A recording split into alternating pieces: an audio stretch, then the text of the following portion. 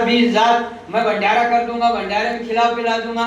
देखो प्रेमियों, यहाँ का एक नियम है, अगर किसी को खिलाए हो तो खाने के लिए जन्म लेना पड़ेगा।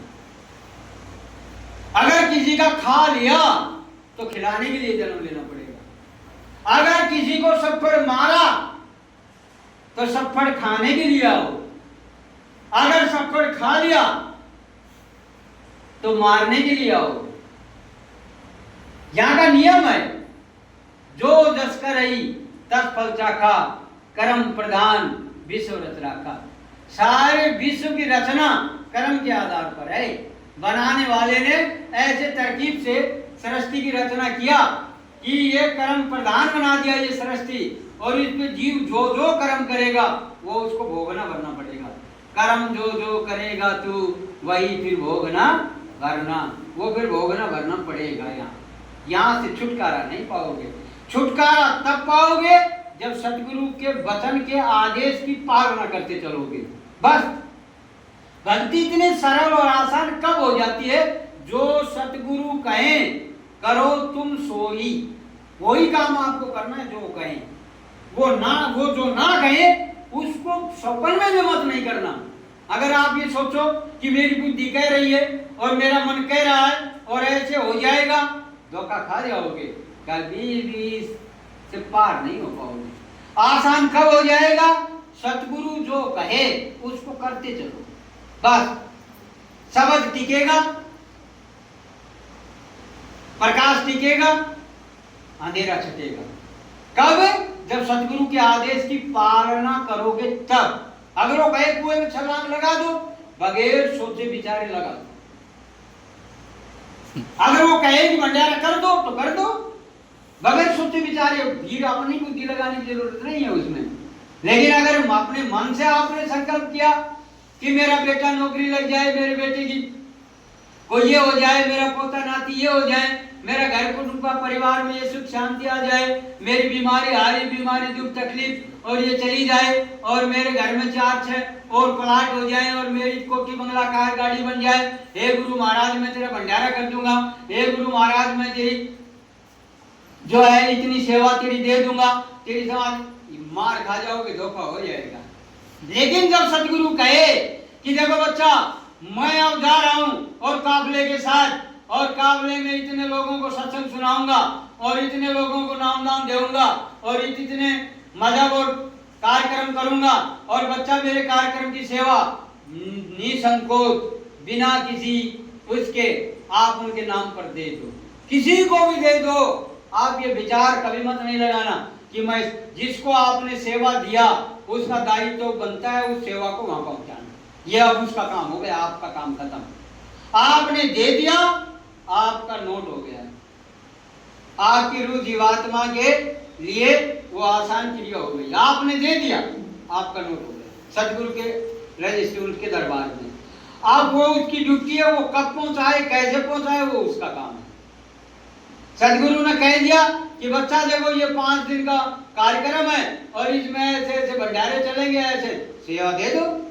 जो दाल चावल आटा जो भी रुपया पैसा धन दौलत आपके पास है, किसी पड़ोसी किसी भाई को किसी बहन को किसी भी सत्संगी किसी जिम्मेवार को वो अपनी सेवा दे दो कि ये भंडारे की सेवा है, ये मेरी जमा करा देना, भंडारा हो जाएगा। लेकिन आपने अपनी बुद्धि लगा दिया कि मेरी नौकरी लग गई और मैं नौकरी अब भंडारा कर दूं, कर्म लग जाएगा, छट नहीं पाएगा। यही तो कर्म होगा, यही तो मन का खेल है, यही तो काल। इसीलिए काल ने मन इस रूह जीवात्मा के एजेंट बना करके खड़ा कर दिया मजबूती के साथ, और काल ने आदेश दे दिया मन को कि देख तू इस रूह जीवात्मा को इसके सतगुरु के आदेश की पालना मत नहीं करने देना, मेरी जकड़न में जकड़े रहना, अपने मन के इसी मता में इसको भरमाए रखना, इसी को घुमाए रखना, और इसी के अंदर ये घूमता फिरता रहेगा। और गुरु महाराज ने कहा जब काल के जीव इस आकर के नामदान ले लेते हैं और जो मन के मते पर चलते हैं, गुरु महाराज ने कहा वो अपना तो नुकसान करते ही करते हैं, लेकिन बड़े बड़े जीवों का बड़ा भारी नुकसान कर देते हैं। इसलिए प्रेमियों, जब उन्होंने कहा कि चलो बच्चा मेरे साथ 10 दिन तक और काफले में चलो, निसंकोच चल पड़ो। क्यों? आप और हम नहीं थे तब भी ये दुनिया चल रही थी, आज आप और हम तब भी ये दुनिया चल रही है, कल आप और हम नहीं रहेंगे तब भी ये दुनिया चलती रहेगी, ये प्रेमी हटने वाली नहीं है। आपके जाने के बाद आप समझो कि मेरे जाने के बाद कुटुंब परिवार और घर ये बर्बाद और खत्म हो जाएगा, ये आपका हमारा भ्रम है, ऐसा हो नहीं सकता। इस संसार का कितना मुख्य आदमी इस संसार से चला जाए, उसके साथ रति सदाम कुछ भी जाने वाला नहीं है। ये भ्रम है कि हम नहीं रहेंगे तो बच्चे क्या करेंगे, क्या खाएंगे, क्या होगा, कहाँ चले जाएंगे, क्या नहीं होगा, ये सब भ्रम है। इसी भ्रम जाल को तुड़वाने के लिए महात्मा संत सद्गुरु इस धराधाम पर आते हैं। जीवों को सत्संग सुना करके, अपनी सेवा करा करके, अपने साथ रख करके, छोटी छोटी सेवाएं करा करके और आपके लेयर गंदगी और कर्मों की आवरण को खत्म कर देते हैं। बड़ी बड़ी बीमारियां आपके शरीर में आ गई, डॉक्टर ने जवाब दे दिया और डॉक्टर ने कहा कि ये इसकी सेवा करो, ये इसके बाद अब चलने वाला नहीं है, और सतगुरु की दया हो जाए, बीमारी चली जाए, कट जाए, छट जाए। लेकिन कब? उसके आदेश की पालना पर। उनके साथ 10 दिन चले गए, 10 दिन किसी को पत्थर परोसा, किसी का जूठा बर्तन उठाया, किसी का बर्तन मांजा, किसी को कढ़ाई मली, किसी को पानी खींच के नहाया, किसी को पानी पिलाया, बस उसी से तन की शुद्धिकरण होता चला जाएगा। क्यों? सतगुरु के आदेश से। और आपने अपने घर पर रह करके अपनी मन बुद्धि से और आपने उसे छबीली लगा दिया, और आज जो है गैस है जो आज सी तेरस, और आज आपने प्याऊ लगा दी और निर्जला पानी पिला दिया, कर्मों का लेयर लद जाएगा, हट नहीं पाएगा। क्यों? क्योंकि ये कर्म काटने का विधान ये सतगुरु के पास है, ये उनका खेल है। तो उनको मालूम है किस जीव का कर्म कहाँ है, किस पर लगा हुआ है, किसका इस पर लगान है, कौन कब खाएगा, ये कर्म कब उतरेगा, कब ये इस पर हटेगा, ये सब सतगुरु जानते हैं। अब आपने उसके कहने पर चले गए नीच को, तो यहाँ तो कुछ बिगड़ने वाला है ही नहीं, क्योंकि हमने तो देखा, हमने इस चीज को आजमाया आपके सामने बता रहे। छोटे छोटे बच्चों को जन्म देते ही छोड़ दिया, और वो पले बढ़े, सारा काम उनका हुआ, और उनके एक आदेश जब भी आया, कभी आदेश की अवहेलना 30 साल में हुआ नहीं, एक भी कार्यक्रम जीवन में कभी छूटा नहीं, एक दिन का कोई कार्यक्रम 30 साल के पीरियड में आज तक कभी नहीं छूटा। उन्होंने आदेश कर दिया चलो तो चले, उन्होंने आदेश कर दिया ये दो तो दिया, उन्होंने आदेश किया कि बच्चा अब की बार 1.5 लाख चाहिए, 2 लाख, मन बहुत धोखा देता था, आएगा कहां से, लेकिन प्रयास किया, उनको याद रखा, और उससे ज्यादा पूंजी इकट्ठी हुई, उनका सब काम हुआ। कभी भी कोई काम रुकने वाला नहीं है, यहाँ का नियम ही ऐसे है। और नहीं रहोगे तभी बिगड़ेगा। आप यहाँ रहोगे तब क्या कर पाओगे? अगर कोई बच्चा बीमार है, अगर माँ बाप भाई बीमार है, सतगुरु का आदेश हो गया चलो हमारे साथ, उसी में आपकी भलाई है, जो दिखाई आपको नहीं पड़ रही, उसी की बीमारी कट जाएगी, आप वहां जाओगे बीमारी चली जाएगी। आप यहाँ रहोगे, पैसे का इंतजाम करोगे, जब तक लाख इंतजाम करोगे तब तक डॉक्टर 2 लाख मांगेगा, जब 2 लाख की व्यवस्था करोगे तब तक कहेंगे और बड़ा ऑपरेशन होगा, 4 लाख लाओ। जब आप रहोगे भी पेट भी छिड़ जाएगा, फट जाएगा, कट जाएगा, और बीमारी भी जाने वाली नहीं है। आप यहाँ रह करके भी कुछ नहीं कर पाओगे। हम अभी आपकी बात बता रहे हैं, अभी ये काफिला जाएगा 108 दिन तक रहेगा, 108 दिन तक रहेगा।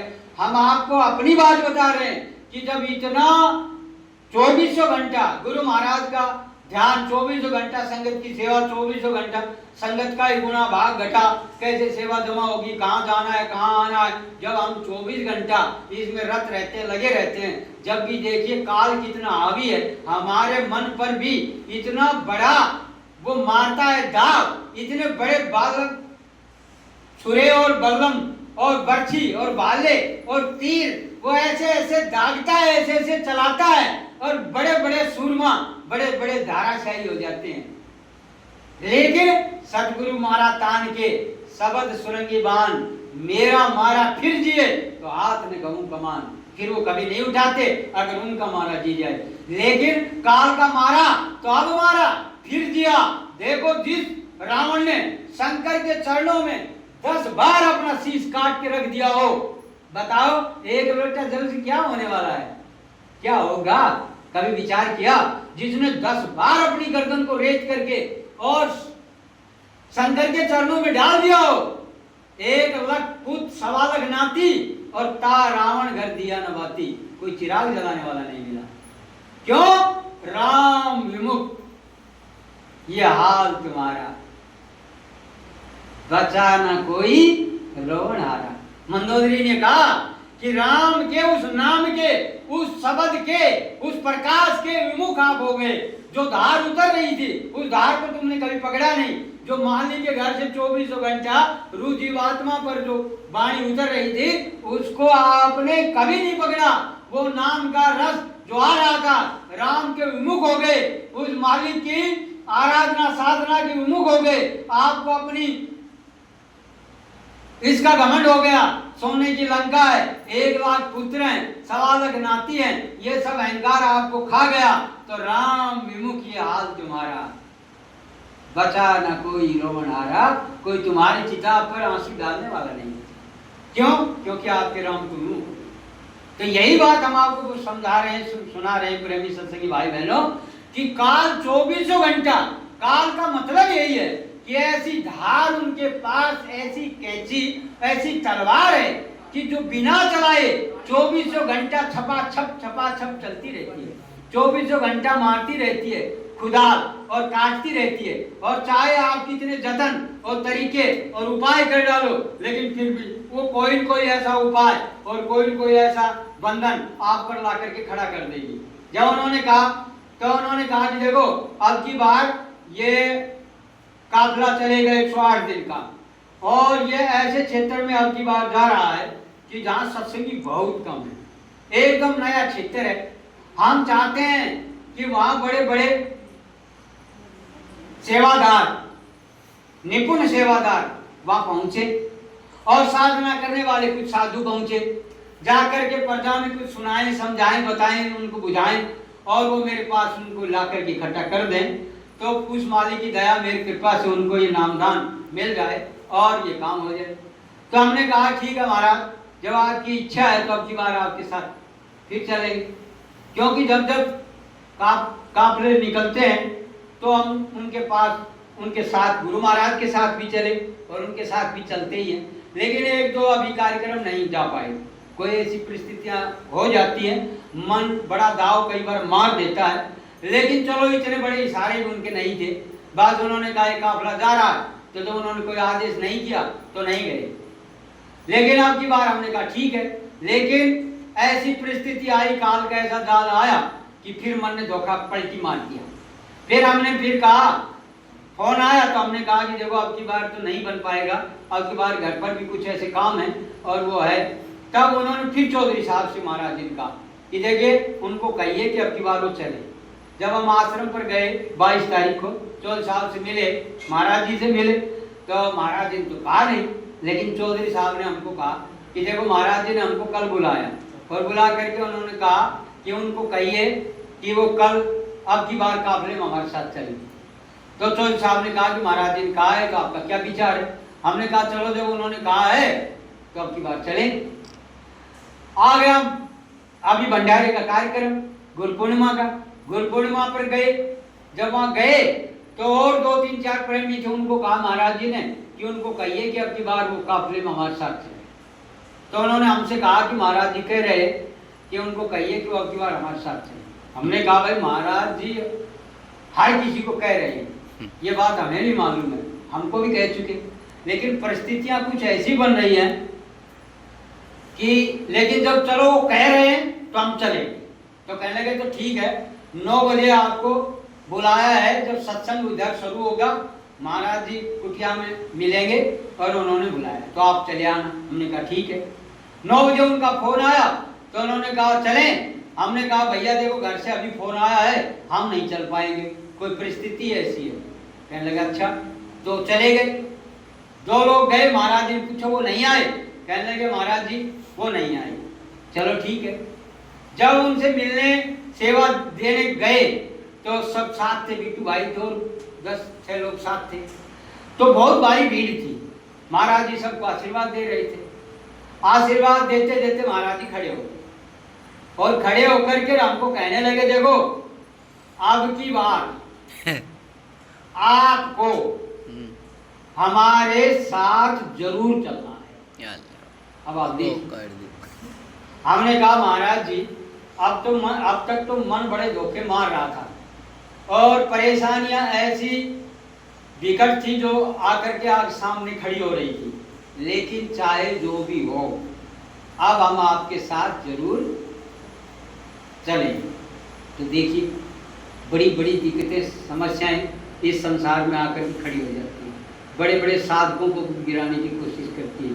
आपने प्रकरण सुना होगा कि बाबा जयमल सिंह महाराज के बाबू सामंत सिंह पोस्ट ग्रेजुएशन की डिग्री कर करके, और वो जो है एक बड़े एजुकेटेड अफसर थे और नौकरी करते थे। बाबा जयमल सिंह जी का कार्यक्रम अब पाकिस्तान में वो जगह चली गई, वहां उनका कार्यक्रम था। बाबा जयमल सिंह अपना कार्यक्रम करने गए, 10, 20, 50 लोग उनके साथ थे। ऐसे पर्वत के उस तरफ एक धर्मशाला थी, उसमें कार्यक्रम रखा हुआ था। रविवार का दिन सत्संग का निश्चित मुख्य दिन था। 2 दिन 3 दिन पहले कार्यक्रम शुरू हो गया था। पहाड़ी से बाबा जयमल सिंह ऐसे चढ़ रहे, बाबू सामंत सिंह अपने दफ्तर जा रहे और वो ऐसे उतर रहे पहाड़ी से, ये ऐसे चढ़ रहे। जब वो उनको क्रॉस कर गए, बाबा जयमल सिंह को बाबू सामंत सिंह क्रॉस कर गए, तब बाबा जयमल सिंह ने पीछे घूमकर देखा कि आप इनको जान रहे हो। जो संगत के बहन भाई जो साथ थे उनको कहा आप इनको जान रहे हो? उन्होंने कहा कोई फौज का अफसर लग रहा है। कहने लगा ठीक, लेकिन ये मेरा चेला है। कहने लगा हुजूर महाराज ये आपका चेला है, इसने तो आपको कोई सलूट सलामी, कोई राधा स्वामी, कोई कुछ वचन भी नहीं दोहराया, आप कह रहे हैं ये मेरी चेला है। बाबा जयमल सिंह महाराज ने कहा इसी के लिए मैं यहाँ आया हूँ। देखो महात्मा कितनी, क्यों? क्योंकि महात्माओं के पास सदगुरु वक्त का पूरी धरती पर, पूरी पृथ्वी पर एक सतगुरु होता है, अनेक नहीं होते। सतगुरु एक, परम संत मिल जाएंगे, संत मिल जाएंगे, साधु मिल जाएंगे, अनेक, एक से ज्यादा 2, 3, 4, 6 पता मिल जाएंगे, लेकिन पूरी सृष्टि पर एक सतगुरु रहता है। सतगुरु केवल एक। उनके पास कीट पतंगे से लेकर बड़ी बड़ी भेल मछली तक का सबका खाता उनके पास होता है। कैसे? जैसे कंप्यूटर पे एक उंगली दबाओ, ये मोबाइल है, इस पर आप एक क्लिक करो, एक क्लिक में सैकड़ों नाम आपके सामने आ जाएंगे। ऐसे चलाओ, नाम आते जाएंगे, गांव आता जाएगा, करते जाओ। ऐसे ये है विज्ञान जो हमने कैच कर लिया। और संत सतगुरु वो पारा वैज्ञानिक होते हैं, विज्ञान से परे, साइंस से परे वे होते हैं। उनके पास सबका खाता है, एक क्लिक करते हैं हर जीव का खाता उनके सामने आ जाता है। रूह जीवात्मा का कब प्रभु परमात्मा से मिलने का संयोग बन रहा, सतगुरु अपनी ज्ञान दृष्टि से देख लेते हैं। उसी जीव को पकड़ने के लिए लाखों करोड़ों का पेट्रोल खत्म कर दे, डीजल खत्म कर दे, लाखों करोड़ों रुपए लगा दे, लाखों करोड़ों का भंडार लुटा दे, वो उनका खेल है उस जीव को पकड़ने के लिए। आप और हम नहीं जान सकते उनकी दया मेरी कृपा को। अब उन्होंने कहा इन्हीं के लिए मैं आया हूं, ये परसों मेरा चेला बनेगा। तो उन्होंने कहा ठीक है। अब जैसे ही धर्मशाला में सत्संग हुआ तो वहीं फौज का कोई सत्संगी था, सिपाही, वो सत्संग में आ गया। उसको मालूम पड़ा कि महाराज यहाँ सत्संग सुनाने आ रहे हैं, तो वो आ गया, सत्संग सुना, नामदान हुआ और वो चला गया। बाबू सामंत सिंह के ऑफिस में वो कार्यरत था, नौकरी करता था। बाबू सामंत सिंह बड़े धार्मिक प्रवृत्ति के व्यक्ति थे। क्यों? जब रूह जीवात्मा पर कर्मों के लेयर पुण्य जब इकट्ठे होने लगते हैं तो पुण्यों का जब पुंज समूह इकट्ठा हो जाता है तो पुण्य पुंज बिन मिले ना संत। जब तक पुण्यों का पुंज इकट्ठा नहीं होगा संत नहीं मिलेंगे, और पुण्यों का पुंज इकट्ठा हो जाएगा संत मिल जाएंगे। इसीलिए यहाँ पुण्य कराए जाते हैं कि पुण्य ज्यादा से ज्यादा हो जाए तो जीव को महात्मा मिल जाए, और जब महात्मा मिल जाए तो नाम की बख्शिश दे दे, नाम की दौलत दे दे, और जब जीव को नाम की दौलत मिल जाए तो उस नाम की कमाई जीव करने लगे।